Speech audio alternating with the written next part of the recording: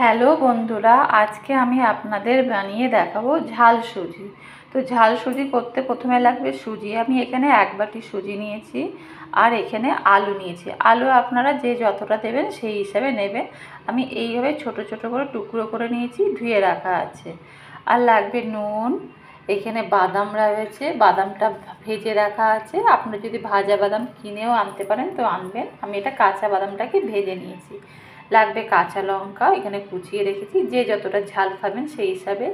লাগবে কারি পাত্তা, লাগবে সাদা তেল, লাগবে হলুদ, লাগবে চিনি।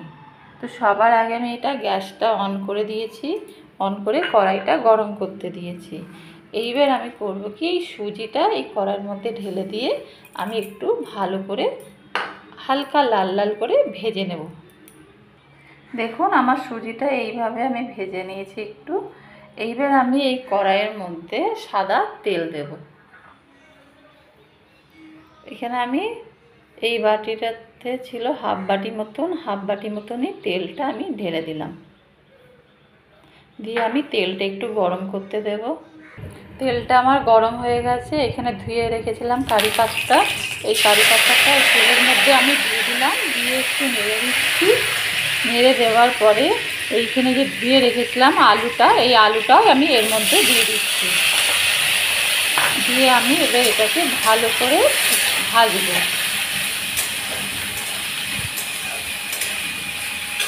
এর মধ্যে আমি আন্দাজ মতো নুন দেব। তো আমি এখানে এই ছোটো চামচের 1 চামচ নুন দিয়ে দিচ্ছি। আর কেটে রেখেছিলাম লঙ্কাগুলো আমি এর মধ্যে দিয়ে দিচ্ছি। আর একটু সামান্য হাফ চামচ মতন আমি হলুদ দেবো আলু ভাজার সাথে।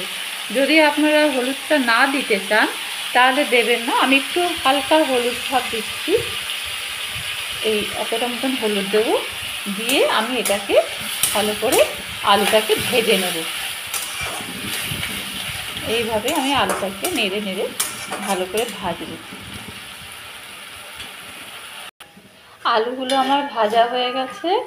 এইবার আমি এই আলুর মধ্যে যে ভেজে রেখেছিলাম সুজিটাও আমি এর মধ্যে দিয়ে দেব। দিয়ে আমি নাড়ব।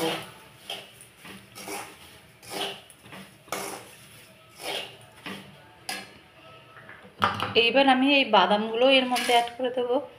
দিয়ে আমি কিছুক্ষণ ধরে সুজি, বাদাম, আলু একটু নাড়াচাড়া করে নেব। দেখুন আমি ভালো করে নেড়ে নিয়েছি। এইবার আমি এর মধ্যে জল দিয়ে দেব।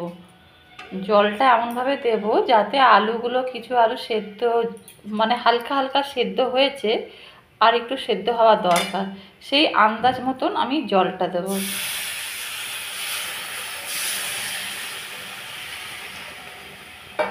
আর জলটা এমনভাবে দিতে হবে, কারণ জলটা দিলেই সুজি একদম টেনে নেয়।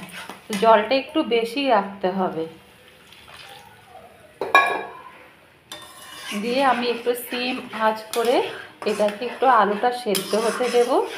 দিয়ে তারপরে আমি শুকনো শুকনোভাবে নামাবো।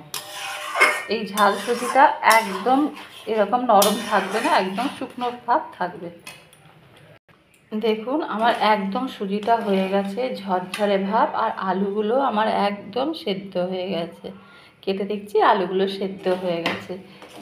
এইবার আমি এর মধ্যে এই চিনিটা দেব। আপনারা যতটা দিতে চাইবেন সেই হিসাবে দেবেন।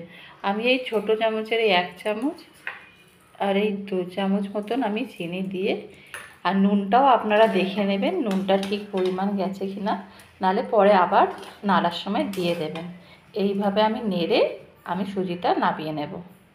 দেখুন তাহলে আমার একদম ঝাল ঝাল সুজি, আর এটাকে উপমাও বলে, আপনারা যেটাই যা বলুন, ঝাল সুজি বা উপমা আমার একদম তৈরি। এইটা আপনারা সকালে জল খাবারেও খেতে পারেন, বা বাচ্চাদের টিফিন বা অফিসে যারা যাচ্ছে তাদের টিফিন হিসাবেও আপনারা দিতে পারেন। যদি আমার এই রেসিপিটা আপনাদের পছন্দ হয়ে থাকে তাহলে একটা লাইক আর সাবস্ক্রাইব অবশ্যই করে দেবেন। তাহলে আজকে এই পর্যন্তই।